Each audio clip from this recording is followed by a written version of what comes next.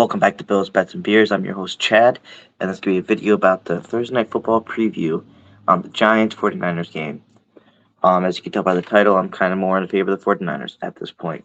Um, but yeah, let's get into it. Quick injury report here. Nothing too crazy going on, well, for the 49ers anyways. The Giants, they got their star running back, Saquon Barkley out. Since his ankle injury last week, it looks like he's going to be out at least 2 or 3 weeks minimum. And then you have their starting guard, Ben Bredesen out, as well as left tackle Andrew Thomas. He's out as well. And defensive end Aziz Ojulari. He's also out for them. This is going to be devastating, I think, for the Giants. This is a game they already were not really favored at this point because they're down 10 points, obviously. But this is just going to be a miserable game, I think, for Giants fans. Who knows? They could bounce back, but it's going to be kind of hard without those key pieces in there. They're all starters, so it's rough for anyone to lose 4 starters on the injury report. Then you get the 49ers. Everything's questionable at this point. The wide receiver, Brandon Ayuk, he was limited all week. Well, he didn't practice Thursday, but limited the rest of the week. Then you have cornerback Audrey Thomas. He was also limited Monday, Tuesday, Wednesday, and we haven't seen anything for today yet. So it could be interesting coming up, but honestly, without those 2 pieces, I still think they should be able to handle their own against the Giants, as long as they're not looking past them. I'm not sure who they're facing next week. So, what to watch for? This is going to be the most kind of like, I had a couple storylines going here, but now since Barkley's out, I mean, actually, it's all goes up pretty well for me. How are these Giants, like this Giants offense, gonna look without Saquon Barkley? So this is gonna show like, are they gonna need to have Barkley there next year in a sense? I want to see how they're gonna look if Daniel Jones is gonna make that step up that he has to be that franchise quarterback. They do have Matt Breida on the squad. He's not that great. He was with the Bills last year, and I think we just didn't use him enough. I think he's a good running back, so it'd be interesting if he stays healthy over there, how that goes. And I don't know. I see them not really making it out of it, getting too many points, but I think they're going to get enough garbage time points where they're going to start to show that they can do something. But it might be another rough start in the first half, being down at least 14 points. So if you're a betting man, I might take that 14 points lead by San Fran in the first half, but that's almost not worth the odds, though. It's like only still less than 200, so it's like it's not really worth it to me. If you are like those lines, you just pick San Fran to lead the half and the end, and just choose the difference. Yeah, and then you got the 49ers offense. How much are they going to feast on this team, especially without Aziz there? They're definitely going to have less pass rush and everything like that going on. So, what are they going to do? Are they going to throw up another 40 burger against this team?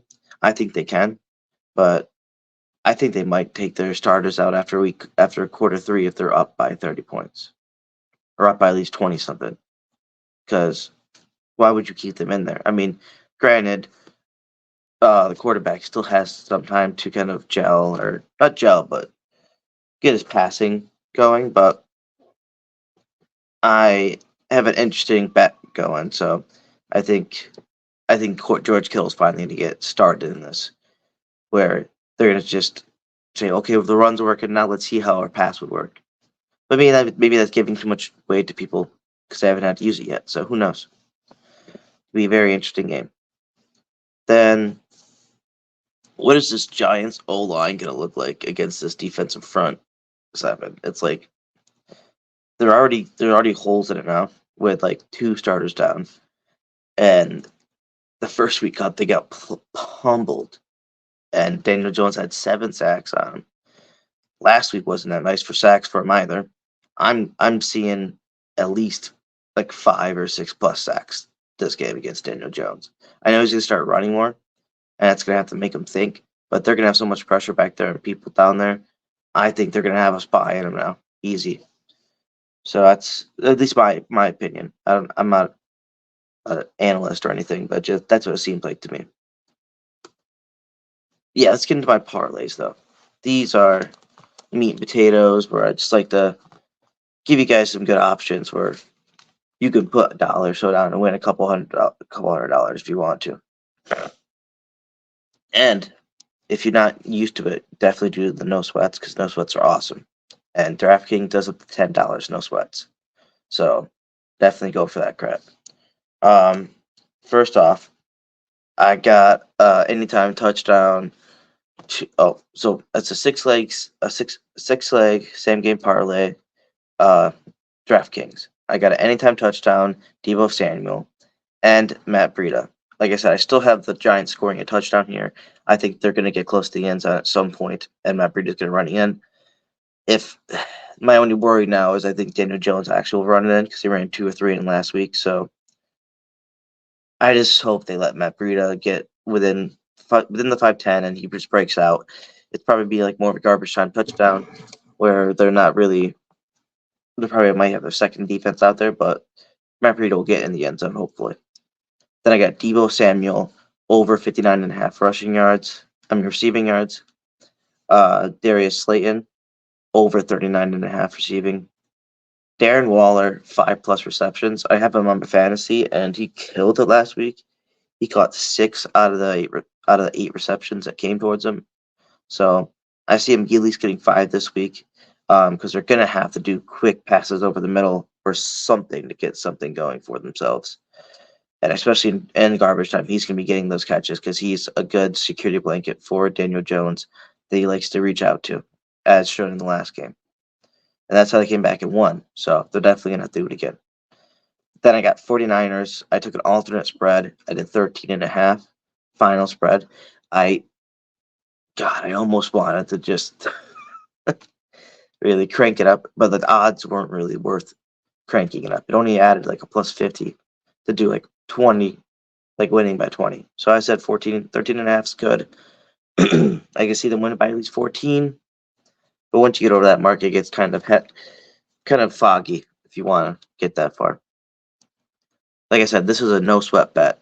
So if I lose this, I just get another $10. I get another whatever bet down that I put in, up to $10. Total odds were 10,000. So if you did put the $10 on, you would get 1,010 off a $10 bet, which is pretty nice. It's pretty lenient off the ones I usually put in, but it's actually more realistic than them as well. Obviously Matt Breida getting a touchdown, but Deebo Samuel definitely getting in there. I think a lot of these rushing and like a lot of these receiving yards and stuff that I'm putting in here for their team is it's more coming on for the Giants anyways. It's more coming to the point where it's just for the fact that it's going to happen during like the third, fourth quarter where they're already losing by so much. And obviously they get some passes in the beginning, but they're not going to get too much of a rhythm with their offensive line being like Swiss cheese at this point.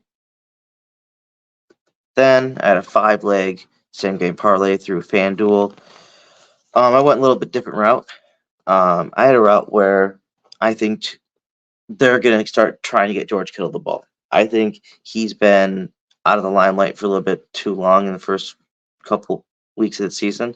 I think they're going to try to get him this ball because they know especially if they're up by a decent amount, they're going to try getting him passes in the middle, doing all these things, and then that can even open up another spot for CMC to go ridiculous on this defense. But their defense isn't bad for the Giants. It's been miserable this front of the season. Maybe things aren't gelling right. I don't know what's going on. But I got George Kittle for anytime touchdown. George Kittle with 50+ receiving yards as well. He's only had like 30 max, I think, this year. He has done like nothing. So actually, I think it was 20 max. He's done like nothing this year. Then I have Debo Samuel over 15.5, 15 and a half rushing yards.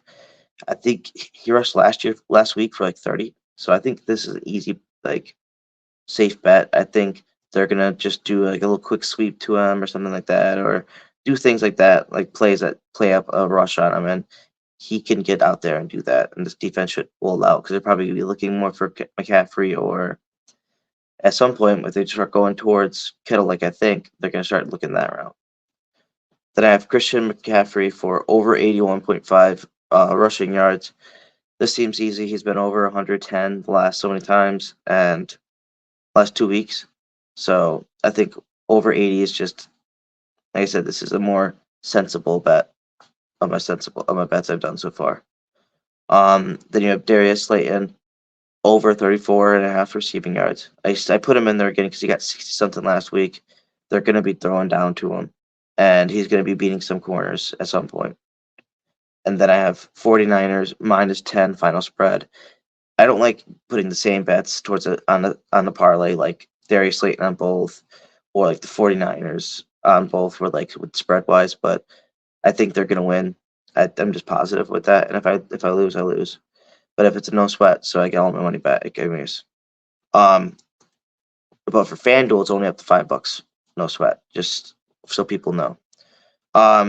Total odds were like 45, 65, and I end up, if you put $5 down, you get $233 back off a $5 bet, which is pretty good. And if not, you get another $5 bet for another game you want to do, and you can make it way more sensible. So you at least get your money back. Plus, like, you can just times it by 3 instead of by like 50. It just helps you out.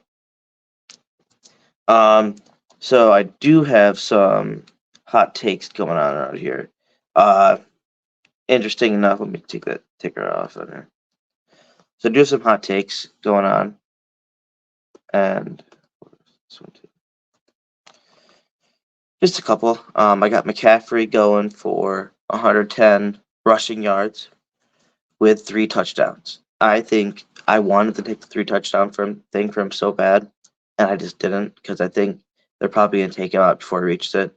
If they keep him in all game, he's getting 3 touchdowns. I mean, at least 2 on the ground, 1 in the air type of game. So I think that's pretty easy bet, but definitely on a lower ember of a hot take. Same thing with this one. It's Daniel Jones, 60 plus rushing yards with 2 rushing touchdowns. He did it last week almost. It's hard to see him doing it again, but if he has to get there, I hope he does it, because I want Matt Breida in there. And after 2 touchdowns, I don't see them scoring more than 20-something points. So actually more than even 20 points. So I need him to only be doing 1, but hot take, he could get 2 as well. Then I have George Kittle for 70 plus receiving yards and 1 touchdown. It doesn't seem too hot of a take, but he hasn't surpassed 20 yards yet. So adding 50 yards would be pretty good for him, especially with the caliber of players around him and what they're doing now. If the run game's fully working for him, they're not going to the pass, because they don't have to. And it makes sense. So that's why I'd say it's more of a hot take. And last one, I did 2 for each team. Matt Breida, 80 plus rush yards with 1 touchdown. It's a hot take because the touchdown, like I said, it's his first time. He's been on the practice squad doing all this stuff, but first time getting actual game time with the starters and everything like that. So he's going to get that practice during the week, which is good. But they haven't really been able to get a run game going for him yet. So 80 yards is pretty high for them at this point. And I think most of it's going to come in garbage time anyways. But it's still a hot take because he hasn't hit any of these marks. It's his first time coming out to the team. Usually when you do something like that, they try to ease you in. He is a pro. He's been playing. He has plenty of years in his belt. So I don't think they're going to make him out too slow. Last but not least, we got score predictions. I have this being 49ers 37, Giants 17. So I think they're still going to win by 20. But I took those safe bets, and I didn't want to get too close to that number just in case it gets squeaks a little bit closer than that. But I can see the 49ers getting more than 40 as well. But yeah, that's going to be it for me. I do have some things that I like to talk about. I got some upcoming videos. I'm going to be doing a video tonight because I'm doing this in the morning before work. They have I'm going to be doing a video with some Washington Commanders content creators. They're very actually I can get that right now. I should get it.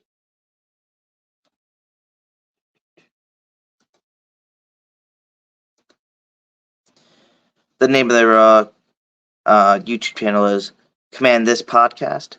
It just looks like a group of I think it's a group of 3 Commanders fans just talking the shit and doing their stuff. They got a lot. They're to me they've reached what I would love to get to, having like 9 or 10K subs, up towards that. And honestly, it's nice that they let me go on their channel. Just great talking the shit a little bit, going through some game bites.